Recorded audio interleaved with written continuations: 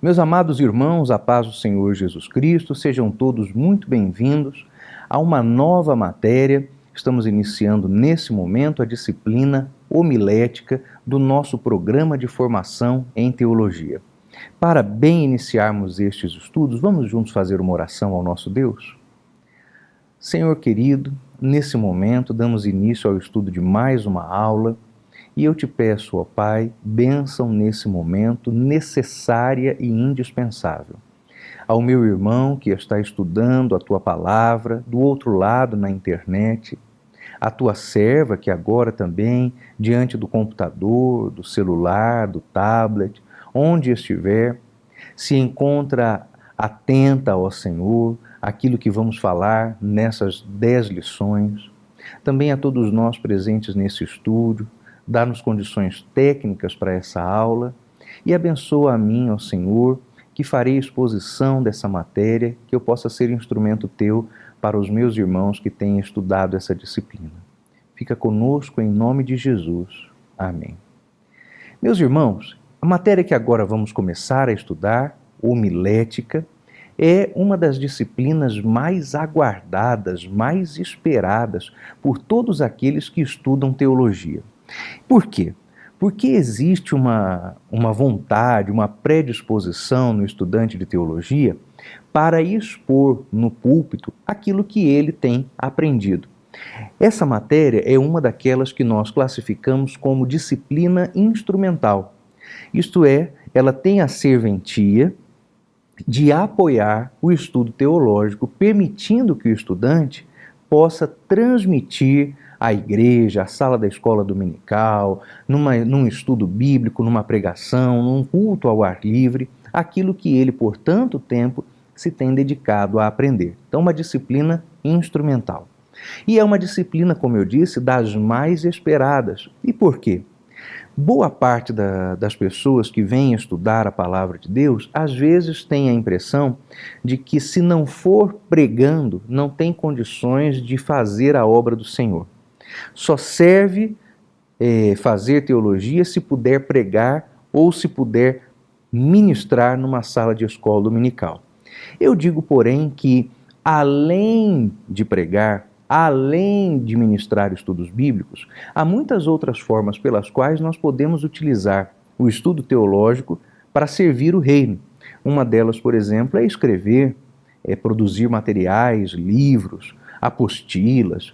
Então não é algo que devemos desprezar as outras formas de expor conteúdo.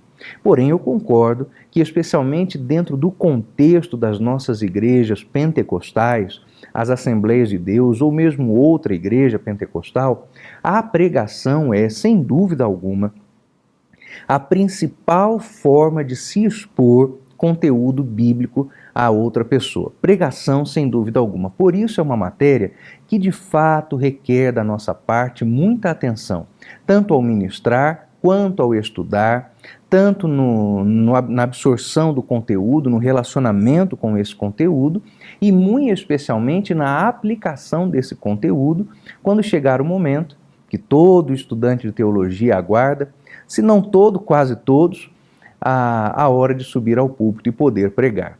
É claro, eu sei também que, dada a realidade das nossas igrejas, da urgência do crescimento, da expansão dos trabalhos a que estamos ligados e aos quais servimos, as nossas igrejas não têm como aguardar que cada estudante de teologia termine a disciplina homilética ou mesmo venha a terminar o curso teológico como um todo para daí pregar. Eu acredito que, para não exagerar, 80%, talvez até 90% dos alunos dessa matéria já fazem uso do púlpito e têm oportunidades para ensinar, lecionar em diversas situações em suas igrejas. Ora, e não é errado que isso aconteça, pelo contrário, eu acho salutar.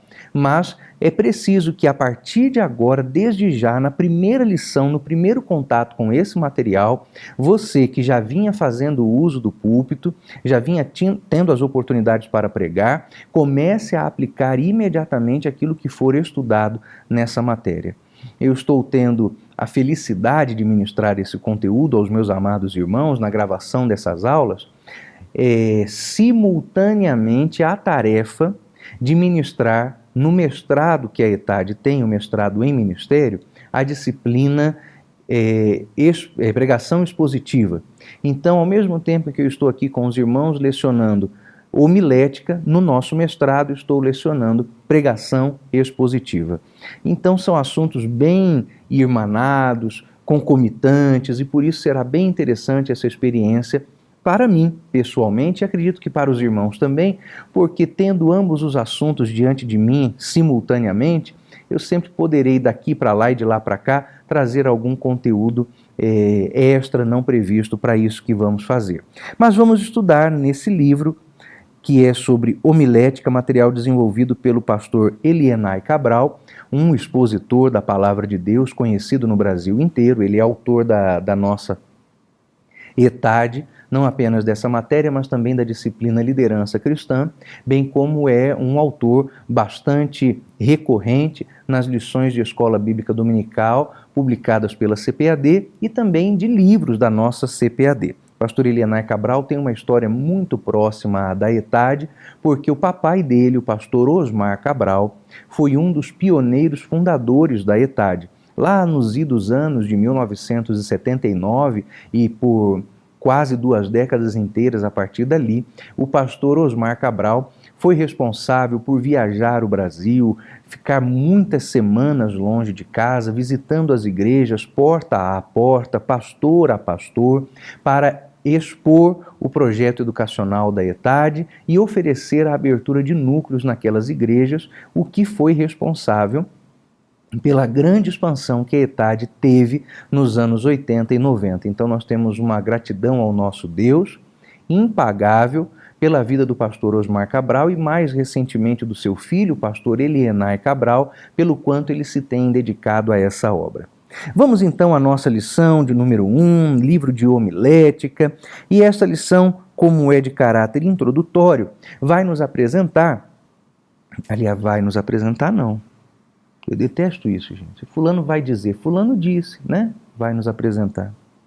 E essa lição nos apresenta a introdução para a disciplina homilética, nos fala sobre a sua origem, o desenvolvimento da pregação. Então temos uma aula muito interessante, além de alguns conselhos gerais muito importantes que serão ao longo de toda essa matéria desdobrados para nós.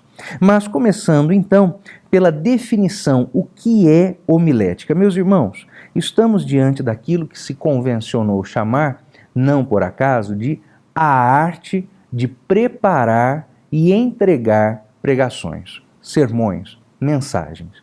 E por que não poderíamos dizer que, ao invés de uma arte, a homilética é uma ciência? Ora, se encararmos que, como qualquer área do conhecimento humano, a disciplina homilética tem pressupostos, tem fundamentos teóricos, então sim, sem dúvida alguma, nós estamos diante de um conhecimento pretensamente científico.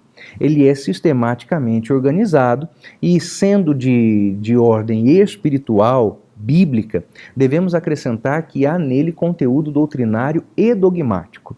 Mas é preferível dizermos que se trata da arte de preparar sermões e entregá-los. Mas por que chamamos isto de arte? Quando falamos em arte, talvez estejamos colocando a homilética e a pregação no mesmo nível elevado de práticas não alcançáveis por qualquer pessoa.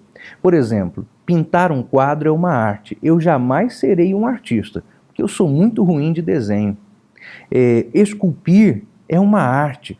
Quer você esteja trabalhando com argila, com mármore, se você é um escultor que trabalha apenas com as mãos, com material moldável, ou se desses que trabalha com cisel, com martelo, é uma arte. Bom, se isso é uma arte, então eu jamais poderia ser um artista, porque estamos falando de uma coisa que eu não tenho domínio, irmãos, com toda sinceridade não dominarei.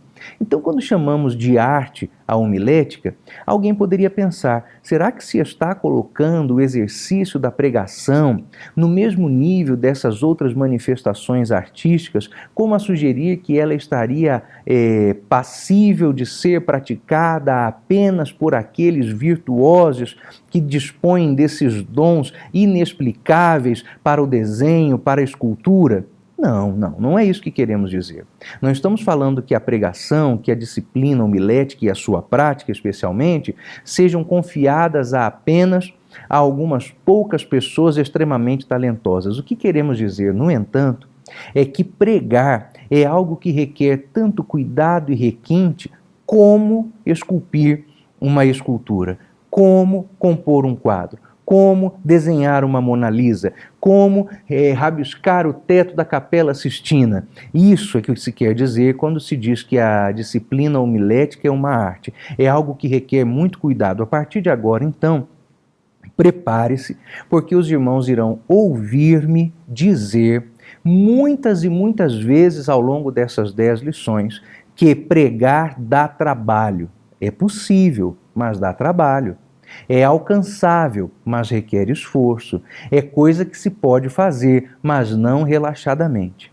Também prepare-se, porque os irmãos me ouvirão falar repetidas vezes, talvez algumas dessas vezes de forma muito acalorada, contra a indústria da pregação, contra este comportamento estereotipado assumido pelos itinerantes, que são brilhosos, reluzentes, com seus ternos de tecido acetinado, com seus sapatos multicores, as suas camisas coloridas, com golas chamativas, como se fossem as de palhaços de circo. Os irmãos me ouvirão dizer muitas e muitas vezes nessas aulas contra o novo produto da indústria da pregação, que são as pregadoras, as pastoras. Então, com muita atenção, procure atentar e ouvir aquilo que eu estou dizendo, porque não se trata simplesmente de uma crítica rasteira, de uma observação fruto de implicância. Nada tenho contra aqueles que foram chamados aos ministérios externos da pregação. Também não tenho contra aquelas irmãs que são verdadeiras ensinadoras, pregadoras legítimas da palavra de Deus. Tenho contra, sim, a homens e mulheres que estão fazendo disso um comércio e um meio de vida. Então teremos umas 10 aulas aqui, bastante importantes, para evitar que você caia na armadilha de querer se tornar um itinerante conforme esse estereótipo. Mas como teremos muito tempo para bater nesse assunto, e então nós vamos nos ater de início àquilo que está proposto na nossa lição. Então, o que é a homilética? Homilética é, conforme o nosso livro nos diz, uma palavra advinda do grego, e ela significa, em linhas gerais, expor de maneira familiar algum conteúdo. E imediatamente o autor do nosso livro, de maneira muito acertada, associa a homilética a uma outra disciplina auxiliar a ela, que é a oratória. Então não há homilética sem noções de oratória. E a oratória é algo que requer de nós também bastante esforço.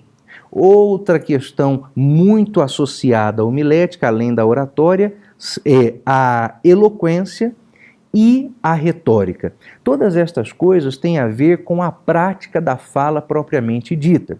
E, meus irmãos, torno a dizer, para estes casos não basta talento, é preciso esforço. E se você julgar que não tem talento, mas tem esforço, é possível que você se saia bem melhor que o talentoso preguiçoso. Logo, é uma disciplina, a homilética, com as suas matérias auxiliares, a oratória, a retórica, a eloquência, que fará benefício àquele que for esforçado, àquele que for dedicado. Voltando lá para o livro dos Atos dos Apóstolos, matéria essa que talvez você já possa ter estudado, e se a estudou através destes vídeos, fê-la junto comigo, porque fui eu o professor dessa disciplina. Durante o livro dos Atos dos Apóstolos, nós vimos a igreja primitiva valorizando grandemente a pregação da palavra de Deus.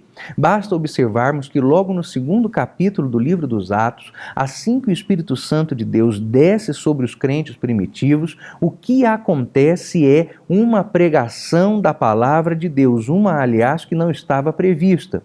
bem como a segunda, que também foi do apóstolo Pedro, a primeira e a segunda mensagens registradas no livro dos Atos dos Apóstolos, igualmente a pregação, o discurso de Estevão no capítulo 7. Ora, todas estas mensagens não foram, conforme temos observado pelo contexto histórico, mensagens esboçadas, rabiscadas, colocadas em papel. Mas o fato de as três primeiras grandes mensagens da história do cristianismo haverem sido surgidas de um momento de improviso, de um momento não previsto, não quer dizer que toda a pregação a partir de então seja plausível de ser executada sem planejamento. O que nos mostram essas primeiras três mensagens é que o Senhor Jesus Cristo cumpre em favor de cada um de nós aquilo que ele já havia prometido aos discípulos que faria quando lhes disse: quando estiverdes diante dos homens, não vos preocupeis com o que havereis de dizer. Abre a tua boca e eu tá encherei, é o que diz a palavra de Deus. E de fato, todas as vezes que somos instados, provocados, requisitados a uma exposição bíblica não prevista, aqueles que já são leitores habituais da Bíblia, dedicam tempo a meditar na palavra de Deus, sair-se-ão bem, porque o Espírito Santo de Deus terá o que operar neles através daquilo que cada um deles, meditando todos os dias na palavra de Deus, não apartando-a do coração nem de dia nem de noite, como Deus ordenou a Josué quando substituiu Moisés, Deus então terá o que fazer na vida dessas pessoas. Fora isso, meu irmão, é apostar, não dedicar-se à leitura da Bíblia e querer pregar, é apostar na hipótese de vir a ser a mula de Balaão. Mas aí eu acho que você não quer isso. Eu acho que você quer ser um pregador da palavra de Deus preparado. Para a mula de Balaão já basta a mula de Balaão. Você não está a fim de apanhar de falso profeta, ou está? Então, meus irmãos, a pregação na igreja primitiva teve esse caráter, inicialmente, nos primeiros momentos de pregação, caracterizado pelo imprevisto. Mas eu quero frisar bem que o imprevisto é uma coisa, o improviso é outra. O não previsto é diferente do improviso por desleixo. Então, atenção. Todas as vezes que nós somos chamados a pregar, tendo tempo para tratar o assunto, tendo tempo para pregar o assunto, para desenvolvê-lo, então nós devemos preparar atentamente e ardentemente a nossa pregação. Outra coisa importante é verificar que a pregação teve e não pode deixar de ter uma motivação didática, uma motivação explicativa. Não há para nós qualquer possibilidade de pregar a palavra de Deus se nós não o fizermos com a finalidade de ensinar, com a finalidade de explicar. O que me faz perceber que os pregadores itinerantes não estão dando qualquer tipo de atenção ou valor a essa necessidade que a pregação deve suprir, a necessidade de ensinar, a necessidade de explicar. É extremamente importante observarmos isto. A pregação deve, acima de todas as coisas, explicar. Ontem mesmo, por acaso, eu estava navegando pelas águas confusas da internet, e aí me deparei lá com 3 ou 4 pregadores itinerantes, uns malucos que andam por aí, e falei, deixa eu perder um tempo da minha vida e assistir um pouco isso. Aí fiquei 2 minutos em um, 5 minutos no outro, 3 minutos no outro, dei uma olhada aqui, fucei ali. Meus irmãos, realmente é perder tempo da vida, porque não são mensagens destinadas à explicação. São mensagens destinadas à autopromoção. Ontem mesmo, ainda na internet, um amigo meu, professor, ensinador, estava comentando a respeito da síndrome dos gideões missionários da última hora. O que vem a ser isso? Essa febre louca, terçã, que acometeu a igreja e que obriga e faz com que todos queiram ser pregadores de multidões, como se o Senhor Jesus houvesse chamado a cada um de nós para isso, para o exercício de sermos pregadores de multidões. Ele nos chamou para ser pescadores de homens, é uma coisa completamente diferente.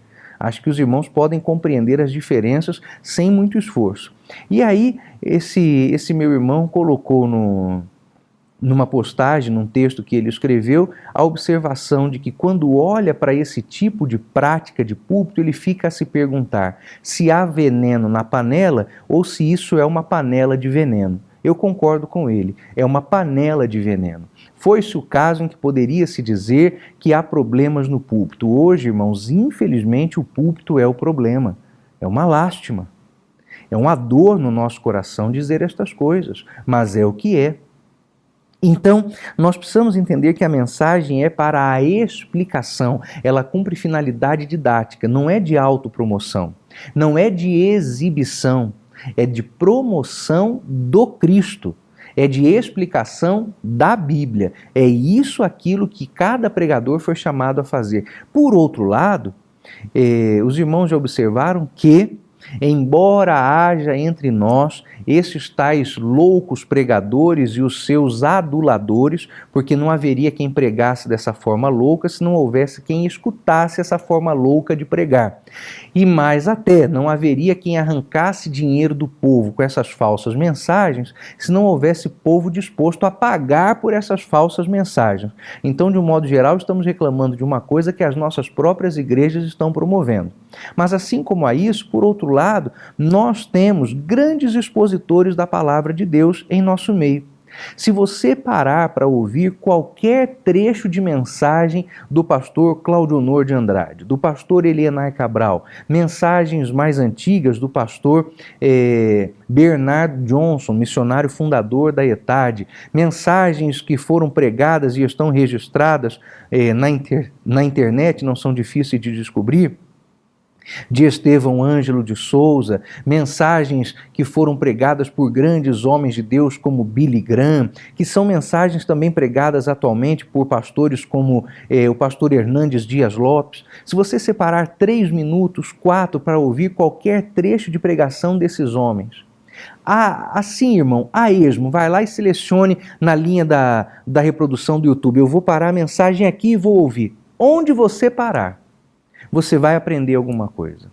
Onde você parar a linha de reprodução do vídeo, você assimilará algo. Não será tempo perdido. Você não os ouvirá tentando cacarejar no púlpito para causar qualquer tipo de boa impressão nos ouvintes. Eles estão sempre pregando a palavra, ensinando a palavra. Na sua boca tem palavra porque no seu coração tem palavra, e a palavra de Deus nos diz que a boca fala daquilo que está cheio o coração. Então esses homens dedicam-se ao estudo, dedicam-se à exposição. Isso é pregação. Eu fico vendo por aí o povo achando que uma boa pregação da palavra de Deus é aquela que promove comoção, bagunça no meio do povo, que faz, como a turma gosta de dizer por aí, que o céu fique baixinho. Meu irmão, baixinho temos que ficar nós, humildes, de joelho dobrado, cara no pó, escutando Deus falar. O que esse povo está chamando aí de céu na terra é bagunça da terra na terra. É bagunça de homem para homem. É oba-oba, movimento, não tem nada a ver com a manifestação genuína do poder da palavra de Deus. Eu não tenho problema com a eloquência, com a retórica chamada retórica de arengue, que é aquela bem própria de nós, os pregadores pentecostais, que falamos de modo mais inflamado, com a voz mais impostada. Não tem problema com isso não, pelo contrário, eu acho bonito, eu acho estranho quando alguém não prega assim, a não ser que essa pessoa seja de alguma igreja cujo comportamento de púlpito seja um pouco diferente desse, mas eu não tenho problema nem com o que prega calmo, nem com o que prega agitado, eu tenho problema com aquele que não prega a palavra de Deus. É disso que nós estamos falando. A palavra de Deus serve, portanto, para explicar. A pregação é para expor a palavra de Deus. Nós temos aqui no nosso texto 3 o desenvolvimento na arte da expressão. Uma das funções homiléticas é propiciar ao pregador melhor habilidade na fala e na expressão daquilo que ele tem a dizer. Então a arte de expressar exige muitos cuidados de nós. É claro que é coisa que vamos ver ao longo de toda a matéria, mas essa é uma aula introdutória. Então a arte da expressão exige de nós muito cuidado, muita atenção. Nós precisamos começar a atentar à nossa postura no púlpito. Então eu quero dar aos irmãos alguns conselhos que eu vou repetir ao longo dessa matéria, mas considerando o caráter introdutório e sabendo que você tem pressa de pregar, veja algumas coisas importantes. Meu irmão, minha irmã, a partir de agora, você vai desenvolver um novo hábito de púlpito. Que hábito é esse? É aquele que fará com que você seja um pregador no estilo clássico. Mas o que é essa pregação no estilo clássico? Ora, a pregação no estilo clássico não tem a ver unicamente com o conteúdo, mas ela também tem a ver com a forma. A partir de agora, você se tornará um pregador ou uma pregadora que vai se habituar a pregar usando pedestal. Sim, irmão, pedestal. Talvez você nem saiba o que seja um pedestal, porque eu não sei o que aconteceu nas nossas igrejas hoje, que sumiram com os pedestais dos púlpitos. Todo mundo vai pregar, falar, dar testemunho, cantar e é obrigado a segurar o microfone na mão. Mas eu não sei por que isso, que loucura é essa, que sandice é essa. Os nossos púlpitos estão ficando de fundo preto, retiraram os obreiros de cima do púlpito, colocaram os músicos irreverentes lá em cima, uma gente esquisita, maluca, que não sabe se portar na hora do culto. Tiraram os obreiros tão reverentes, colocaram bateria, teclado, guitarra em cima do púlpito. Removeram aquele móvel bonito, alguns deles até de acrílico, bem trabalhados, colocaram aquele púlpito que é fininho, aquele postezinho esquisito, e arrancaram com o pedestal do púlpito. Aí você vai fazer qualquer coisa em cima do púlpito e perde metade dos movimentos. Por quê? Porque com uma das mãos você é obrigado a segurar o microfone. Comece a se habituar a pregar usando pedestal. Ah, pastor, mas não é moderno isso aí. Não, realmente não é moderno, é clássico. Agora preste atenção nos pregadores, nos melhores cruzadistas do mundo. Você não verá o pastor Billy Graham segurando um microfone nas mãos em suas cruzadas, a não ser que isso lhe fosse extremamente necessário. Há instantes em que, para ter mobilidade, a gente tira o microfone do pedestal para circular um pouco mais, mas isto é exceção, não é a regra. Você não verá os cantores mais especiais do mundo cantando e segurando o microfone nas mãos. Você já viu, por acaso, alguma vez os tenores clássicos, Luciano Pavarotti, José Carreira, Plácido Domingos, cantando, segurando o microfone nas mãos? Não. Eles querem as mãos livres para gesticular, para interpretar a canção, para respirar melhor, para dar liberdade ao seu diafragma. É isso que eles querem. Aí vamos nós, porque alguma igrejinha moderninha por aí achou por bem arrancar o pedestal, fica todo mundo pregando com o microfone na mão, como se isso fosse programa de auditório. Irmãos, para com isso. Isso é feio. Traz o pedestal de volta. É sério. Todas as vezes que eu vou pregar em alguma igreja, na hora que alguém faz contato comigo, pastor Gunnar, irmão, pode vir aqui? Posso. Aí eu tenho que passar por aquela entrevista, né? E a primeira pergunta da entrevista é sempre a seguinte: quanto o irmão cobra? Eu tenho que explicar que eu não cobro, porque eu sou crente, tal, mas se tiver oferta eu aceito, porque eu também sou humilde, dependo do cuidado dos irmãos. Aí depois eu preciso perguntar: meu irmão, tem pedestal aí na sua igreja? Aí faça-se aquele silêncio do outro lado da linha, né? Alô, irmão, tem pedestal aí na sua igreja? Aí, pastor, eu acho que tem, eu estou tentando me lembrar por onde ele anda. Eu acredito. Então, irmão, providencia o pedestal, porque eu só prego com um pedestal para eu não precisar segurar o microfone. Eu já ouvi gente me perguntar assim, mas por que o senhor tem algum problema físico? Não, irmão, não tenho problema físico. Agora, você já viu como é desgastante pregar 40, 50 minutos com o braço dobrado na mesma posição, levando o microfone à boca? Eu quero é gesticular, meu irmão. Eu quero é pregar com liberdade.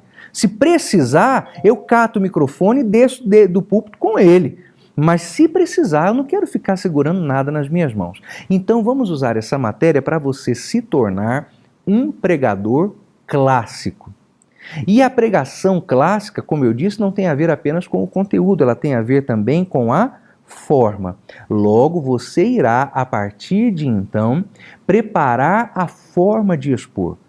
Use o pedestal. Sem falar, irmão, que isso é uma bênção para o sonoplasta, porque você coloca o microfone na frente da boca, regula a altura, ele mexe no som, deixa certinho e vai todo mundo em paz até o final da mensagem. Você começa a andar de um lado para o outro com o microfone na mão, além de ser extremamente perturbador para quem está assistindo, porque a gente tem que ficar o tempo inteiro fazendo assim, acompanhando a mensagem, que o pregador não para, é inquieto, ele sofre do quê? De síndrome da perna irritada, não consegue ficar quieto de um lado para o outro. O sonoplasta tem que ficar toda hora, tira o agudo, volta o agudo, tira o médio, volta o médio, porque o sujeito passa na frente da caixa de som, apita, porque o som das nossas igrejas é horrível, é péssimo. Então vamos a trabalhar as coisas de forma clássica, pregar de maneira clássica. O retorno ao bom púlpito não é só o retorno ao bom conteúdo, é a forma também. E homilética não é só a preparação, é a entrega do sermão. E você precisa fazer a entrega de tal forma que nada atrapalhe o tempo, o momento do desempenho. Olha, meus irmãos, eu inclusive estou às vésperas de tomar uma decisão drástica, que é a de comprar um pedestal e deixar na mala do meu carro. Porque eu já fui em muitas igrejas por aí que mesmo tendo pedido antes, chegava na hora, pastor, não achamos o pedestal. Pastor, estava quebrado lá na secretaria. Começar a levar o meu pedestal para eu não passar nervoso, porque, irmão, sinceramente, com toda sinceridade, eu me irrito de ter que pregar com o microfone na mão. Eu vou até confessar aos irmãos que talvez seja até um pouco de mania, de implicância minha, mas veja só, eu tenho tido de Deus o privilégio, a graça, a felicidade de poder pregar em muitas igrejas, em muitos lugares do Brasil, muitas vezes por ano. Então chego ao ponto assim de estar visitando igrejas para ensinar, para lecionar e pregar aproximadamente 70 vezes ao longo de um ano. 70 vezes, quase todo final de semana. Ou é dando estudo bíblico, ou é visitando igrejas ligadas à ETAD através de seus núcleos, ou igrejas de pastores com quem fazemos amizade. Pelo menos 70 vezes. Teve um ano aí que eu preguei 89 vezes, e isso não é nada perto da agenda de alguns itinerantes não, viu? Porque eu prego só aos finais de semana, e nem todos. Mas também quando eu prego no final de semana, aí pedem para eu pregar sábado à tarde, sábado à noite, domingo de manhã, domingo de tarde, domingo de noite, por isso que fica esse número tão impressionante. O povo também arranca o couro da gente, né? Mas, irmãos, você é obrigado a pregar 80 vezes por ano. Você acaba pegando algumas manias mesmo. E quer me matar é me fazer pregar sem pedestal. Quer me deixar irritado é colocar o pedestal do lado esquerdo do púlpito. Está faltando, veja só, refinamento de oratória, até mesmo nas igrejas, que já não sabem que o pedestal tem que ficar do lado direito do orador. Que o pedestal é feito, inclusive, para ser manuseado e ajustado com ele ao lado direito, porque aquela rosca que dá a altura do braço fica do lado direito. Paciência para os canhotos. O meu filho é canhoto. Eu sempre falo para ele, rapaz, você vai ter dificuldade, porque o mundo foi concebido para os destros. Azar o seu que é canhota. Mas tudo bem, desde que ele não fique de esquerda política, tá tudo em paz. O resto a gente adapta. Então é para o lado direito, irmãos. Pedestal para o lado direito. E um bom pedestal, por favor. Se você é pastor de igreja, se você é responsável pelo som da sua igreja, ou mesmo que você não seja, se na sua igreja tem aqueles pedestais de plástico bem ruinzinho, daquela marca RMV, Bruno? RMV. Bruno está aqui ao meu lado e ele é músico na igreja, entende de algumas questões. Então, RMV, pedestal ruim, porcaria, que ao invés de ser ajustado com rosca, é com aquelas presilhas de pressão. Irmão, aquilo não serve para nada. Faz uma coisa, uma caridade para a obra do Senhor, meu irmão. Vai lá na loja de instrumento musical, compra um pedestal bom, daqueles de metal, sabe, niquelado, bonito, bem feito, caprichado, que o ajuste é com borboleta, com rosca, e dá de oferta na sua igreja. Você vai gastar aí 200, 250 reais, parcela no cartão de crédito. Jesus merece, meu irmão. Vamos voltar à nossa igreja à forma clássica, à forma bela. E eu repito, o bom púlpito não é só conteúdo, é forma também, é forma e conteúdo, conteúdo e forma. E nós vamos falar sobre as duas coisas nessa aula. Outra coisa importante na hora de pregar, introdutoriamente, para te ajudar a partir de agora, já que você talvez não possa esperar pela segunda, terceira, quarta, 10ª aula, cuidado com a sua dicção na hora da fala. Esse é um problema que todos temos, eu tenho também. Cada um de nós tem uma forma particular de falar, de expressar-se. Nós temos o nosso sotaque regional e nós precisamos tomar muito cuidado com a nossa forma de expressão, para que a nossa forma de falar não prejudique o entendimento de quem nos está ouvindo. Então é importante fazermos alguns tipos de autoanálise para termos a nossa forma de fala corrigida nas suas imperfeições. Como os irmãos devem ter notado, eu sou de São Paulo. Eu nasci na cidade de Diadema, mas eu não tenho aquele sotaque característico da região metropolitana de São Paulo, que é o R trinado. E em São Paulo, a maior parte das pessoas tem o R trinado, é o R que fala porta. Eu não tenho. Alguns até forçam demais e aí falam porta. Né? Em São Paulo também as pessoas costumam ter algumas sílabas que não deveriam ser assim, em tom anasalado. Por exemplo, eu tenho uma conhecida que se apresenta assim: olá, meu nome é Juliana. Então assim, anasalado. A minha esposa se chama Ana. É esquisito, não é assim que a gente fala.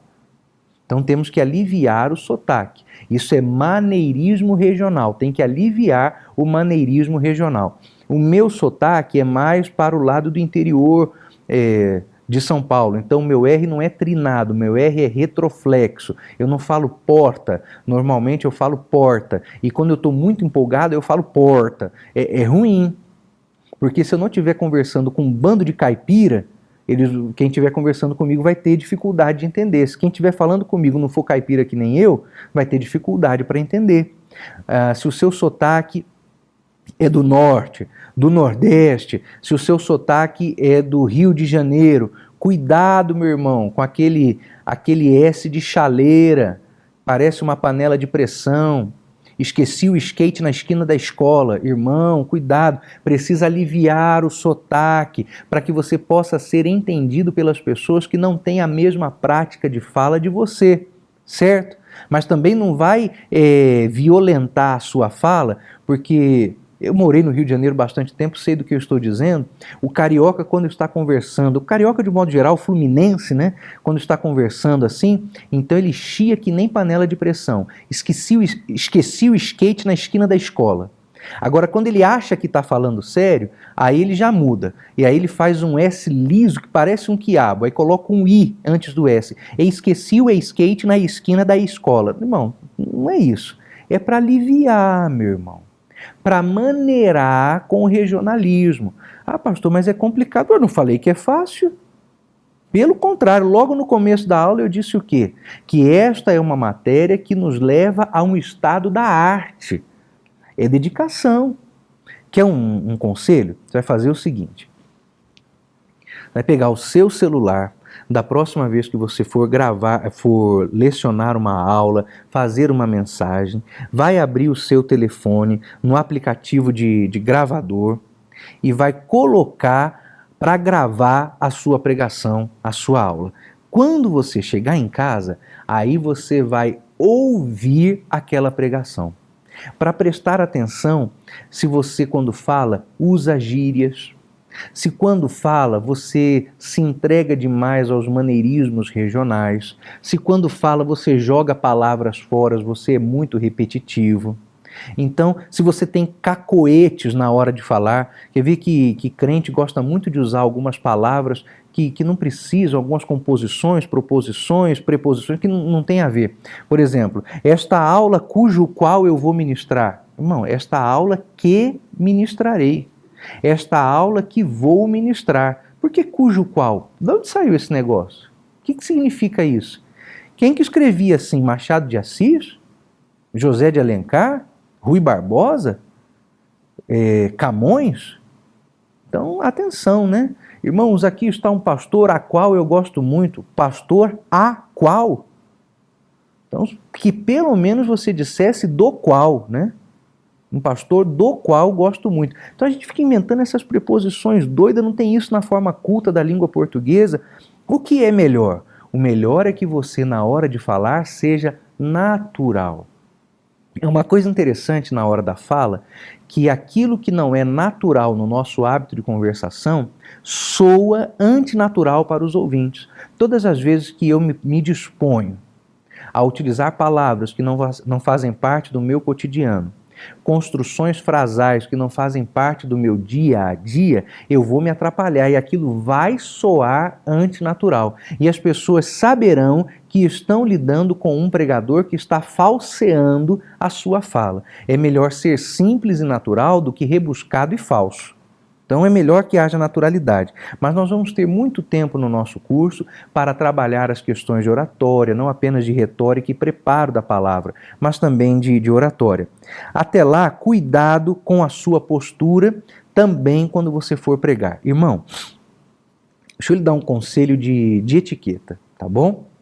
Quando você for se arrumar para sair de casa, para ir ao culto, para ir trabalhar, para ir pregar, para assistir aula, enfim, para ir na padaria. Dá uma passadinha antes no espelho. Para diante do espelho. Olha para você da cabeça até a ponta do pé. Tudo aquilo que estiver chamando demais a atenção, tira. Tira. Se você está indo pregar num trabalho que é feito de manhã, domingo de manhã, manhã missionária, estudo bíblico do congresso, tem muito isso, não é? Quando fazemos os congressos, aí temos os trabalhos que são realizados de manhã cedo. Então, se você está indo pregar de manhã, para na frente do espelho. Duas regrinhas básicas. Durante o dia, de manhã e à tarde, a gente não usa nada que tenha brilho. Sapato não pode ser brilhoso, não pode ser laqueado. Meu sapato de cromo alemão. Não, irmão, esse aí você guarda para a noite. De manhã a gente usa aquele sapato normal que pega brilho com a graxa e o esfregão. Nada de brilho. Mas esse meu terno acetinado. Irmão, o terno acetinado foge à regra do brilho, porque ele não deve ser usado nem de dia e nem de noite. Certo? Esse aí você não usa, porque você não é apresentador do circo. O apresentador do circo usa terno acetinado. Você não. Você usa terno de pano, fosco, seco. Ok? Então essa é a exceção à regra. A exceção à regra do brilho é o terno platinado acetinado. Você não usa terno acetinado platinado. Nunca. Nunca. Nem no seu enterro. Se colocarem um desse em você, você volta à vida e diz tira. Tira. Não precisa. Então, nada de brilho de manhã. Durante a manhã e a tarde, nós usamos tons de roupas claros. Então, durante o dia, você vai pregar de manhã, vai pregar de tarde, você usa aquele terno que é cinza claro. Marrom eu já não recomendo, a não ser que seja um marronzinho bem clarinho, tá bom? É esse tipo de cor que você vai usar. À noite, aí você pode usar terno azul marinho bem fechado, terno preto. Pode até usar um terno marrom, eu não gosto, mas desde que seja um marronzinho bem fechado, bem queimado, tudo bem, mas eu nem recomendo não. Prefiro que você fique no básico, no preto ou no azul marinho fechado para a noite. De manhã, um cinza, um tom de cinza mais claro. Mas é tom de cinza claro, irmão, não é esse cinza aberto como a cor do carro cinza, não, é aquele cinza mais fechadinho, tá bom? Porque você não tem que chamar a atenção. Outra coisa, se você gosta de usar suspensório, eu gosto muito, porque se eu não uso suspensório, a minha calça cai para debaixo da minha barriga, a minha barriga é grande, irmão. Eu sento aqui de um jeito para tentar disfarçar, mas eu tenho certeza que você já percebeu que eu sou barrigudo. Então eu gosto de usar suspensório para segurar a calça. Ninguém tem que ver que você está usando suspensório, meu irmão. Fica de paletó. Você vai tirar o suspensório para quê? Para mostrar que está de suspensório? Você não entendeu para que serve o suspensório. O suspensório é para suspender, não é para exibir. Ele fica debaixo do paletó. Não tire o paletó para mostrar que está de suspensório. E procure usar suspensórios que tenham combinado com a cor da sua camisa, para que num caso extremo ele não chame a atenção. Você tem camisa branca? Então procure usar um suspensório cinza bem clarinho, quase confunde com a sua camisa branca. Tem camisa vinho? Compra um suspensório vinho. Tem camisa preta? Um suspensório preto, que é para não aparecer. Ele não é um adereço, ele é um acessório. Percebe a diferença das duas coisas? Ele não é um adereço, é um acessório. Então procure verificar isso bem direitinho. Para lá na frente do espelho e olha, de frente, de alto até baixo. Esse sapato de duas cores aí que você comprou na última convenção geral. Irmão, esquece esse negócio. Você não vai usar isso. Ah, mas os pregadores usam, mas você não vai usar. Você vai usar um sapato comportado porque a atenção é da palavra, o centro é Cristo, não é o seu sapato. Quando era jovem, nós íamos muito a vigílias na juventude, não é? E tínhamos lá os nossos amigos que queriam ser pregadores, era a época que o povo estava descobrindo certos pregadores aí que agora viraram deputados e tudo mais, então queriam andar como eles, e aí iam pregar de sapato colorido, suspensório, colete, aquele uniforme, não é? Aquele paramento, aquele primeiro A, você é militar, sabe do que eu estou falando, do pregador itinerante. Então qual era o primeiro A? O terno brilhoso, sapato multicolorido, colete por debaixo do paletó e suspensório por debaixo do colete. Então o sujeito começava a pregar na vigília e ele tinha que dar um jeito de mostrar que ele tinha ido com aquele esquema. Então começava de terno, tirava o terno, mostrava o colete, tirava o colete, mostrava o suspensório, estava aí na hora de alguém tirar a camisa. É complicado. Não, meu irmão. Se arrume com modéstia. As irmãs também, a mesma coisa, com modéstia. Agora eu só não vou ditar regra de moda das irmãs aqui, porque, irmão, não entendo muito de roupa feminina. Mas sei dizer quando uma serva do Senhor está andando com modéstia e quando ela está se exibindo. E vale para o homem o mesmo que para a mulher, brilho é para a noite. Para a noite. No caso do homem, o brilho pode ser o sapato mais bonitinho, laqueado, tal, caprichadinho. Parabéns, Deus te abençoe. As irmãs às vezes usam um pouco mais de brilho na camisa, algum detalhe, algum negócio assim. As irmãs é que entendem disso aí e elas normalmente são um pouco mais cuidadas disso do que nós. Os homens são muito relaxados, né? Mas preste bastante atenção. Cor de sapato, meu irmão, é preto ou é marrom? Fim. E quase sempre é preto. A meia tem que combinar com a cor da calça. Da calça. Sua calça é preta, então a meia é preta. Sua calça é azul marinho, a sua meia é azul marinho. Se a sua calça é um marrom bem fechado, bem queimado, então a sua meia é da mesma cor. Ela não é da cor do sapato, ela é da cor da calça. E por favor, irmão, eu te faço esse apelo. Por favor, irmão, pelo amor cristão que nos une, não use roupa social com meia branca, por favor, meu irmão. Não faz isso comigo, não. Em nome de Jesus, irmão. Pega essa meia branca que você usa com roupa social, joga esse negócio fora, irmão. Envergonha o inimigo, se livra disso. Para você poder ter um aspecto que não desvia a atenção da palavra de Deus para você.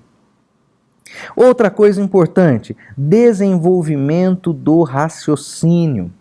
Nós veremos ao longo dessa matéria que o pregador precisa pensar para falar, precisa montar um esquema que começa mentalmente, mas se desdobra de maneira escrita, literária, para poder expor a palavra de Deus com qualidade. Você não deve subir no púlpito, arriscando-se a falar de improviso, a não ser que isso seja uma necessidade, meu irmão, que seja fruto do improviso, nunca do relaxo. Então, do imprevisto, aliás, nunca do relaxo. Seja muito atento com isso. Organize o seu pensamento, desenvolva uma linha de raciocínio, faça anotações, revise as anotações. Nós vamos ter muito tempo na matéria para isso, mas são as introduções para essa disciplina. Outra coisa, aprimore os seus conhecimentos gerais. Você precisa ler acima e antes de tudo a Bíblia, mas precisa de outras leituras também. Precisa ler sobre história, sobre geografia, sobre filosofia clássica, precisa ler sobre sociologia. Leia os livros de introdução a essas disciplinas. Não é para você fazer uma faculdade de sociologia, uma de antropologia. Não. Vá à livraria e aí você procura lá, eu preciso de uma matéria de introdução à filosofia. Há um livro sobre introdução à filosofia, compra e lê. Um livro de introdução à psicologia, de introdução ao pensamento histórico, de introdução à sociologia, você precisa disso, porque na hora em que vamos expor, estamos sempre dependendo de algum tipo de conhecimento das disciplinas acessórias à teologia. E toda a disciplina bem praticada é disponível e útil para o expositor da palavra de Deus. Então, aperfeiçoe os seus conhecimentos gerais. E se você for citar algum caso histórico, faça isso com conhecimento, com propriedade. Deixa eu contar uma coisa. Uma vez eu estava num culto, e aí o irmão estava dizendo, essas pregações de autoajuda, né, desses pregadores itinerantes doidos, e aí o homem estava pregando o seguinte: que não importa a sua dificuldade, você vai vencê-la. Isso é a respiração dos itinerantes, né? E você não pode desanimar diante da dificuldade. E faça o seu esforço, dê o seu melhor.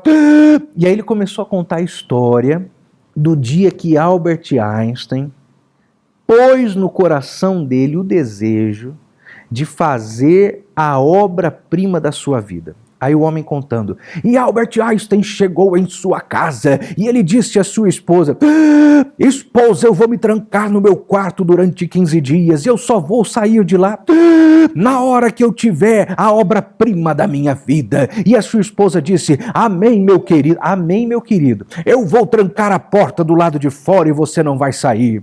E aí o pregador disse que durante 15 dias Albert Einstein ficou trancado no quarto. E a esposa passava comida para ele por debaixo da porta, no que eu pensei, coitado, passou 15 dias comendo pizza e bolacha. E era só o que ele tinha para comer dentro desse quarto. Espero que o quarto tivesse um banheiro também, né? Então, coitado do Einstein. E 15 dias depois, Einstein teria saído dali de dentro com aquela fórmula da teoria geral da relatividade rascunhada no papel. Aqui está, querida, a teoria da relatividade que vai mudar o mundo. Qual é a verdade sobre a teoria da relatividade? Albert Einstein publicou essa teoria em 1905. E ele era funcionário de uma repartição que não tinha, assim, grande movimento. Então ele dedicou uma boa parte do tempo que ele ficava dentro dessa repartição de atendimento ao público, trabalhando e pesquisando. Nas horas lá que ele tinha, foi indo. E ele não era alguém exatamente que tinha a pretensão de fazer publicações a respeito das suas descobertas científicas, mas acabou fazendo porque sabia também que não estava produzindo qualquer coisa tola ao acaso, era fruto de muito estudo.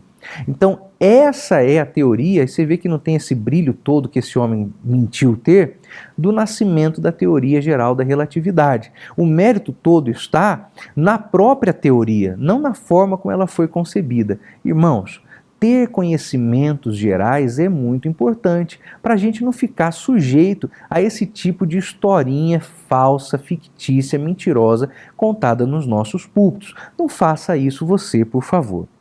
Bom, com isso então, nós chegamos ao ponto final da nossa aula, que é o desenvolvimento da vida espiritual do pregador.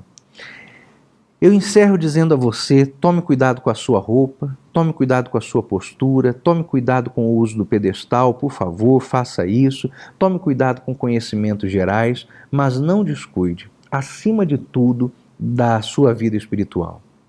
Nós que subimos ao púlpito para pregar precisamos, dependemos de unção da parte do Senhor. Busquemos a Deus, oremos, intercedamos, façamos jejum, leiamos a Bíblia, outra vez oremos, outra vez intercedamos, outra vez busquemos a face do Senhor, porque precisamos continuadamente do Espírito Santo sobre nós para que possamos entregar a palavra de Deus ao povo de maneira convicta, certa e frutífera. Os grandes pregadores da história do cristianismo não eram apenas grandes oradores, eles eram orantes também. Eram pessoas que dobravam os joelhos e buscavam a face do Senhor. Acima de todos os cuidados está o cuidado com a sua vida espiritual. Querido irmão, prezada irmã, alunos amados, é hora de não descuidarmos da nossa vida espiritual, razão pela qual essa vida da itinerância é um problema, porque essa turma que vive subindo e descendo de aeroporto de segunda a segunda, que hora que esse povo ora? Que hora que esse povo clama? Que hora que esse povo está junto com a família para fazer culto doméstico? Meus irmãos, como eu lhes disse, eu tenho os meus compromissos também. Eu também saio para pregar, também saio para ensinar. Mas você quer me encontrar de segunda a sexta-feira durante o dia? Eu estou aqui na ETAD, trabalhando, fazendo a obra do Senhor. Quer me encontrar depois daqui à noite? Eu estou em casa, abraçando a minha esposa, beijando os meus filhos, brincando com eles, dando bronca, corrigindo, instruindo, fazendo culto doméstico. Quando eu não estou pregando, eu estou na minha igreja sentado ouvindo o meu pastor. O fato de ter um ministério externo não me torna autossuficiente. Então, cuidado com a sua vida espiritual. Ela é importante e você, como pregador da palavra de Deus, não pode desprezar a sua vida espiritual. Eu me despeço dos irmãos aqui, louvando a Jesus por essa primeira aula. Em nome de Jesus, nos veremos novamente na aula de número 2. Até lá, estude, leia este livro, prepare-se para fazer a obra do Senhor com toda a dedicação possível. Que Deus em Cristo Jesus nos abençoe.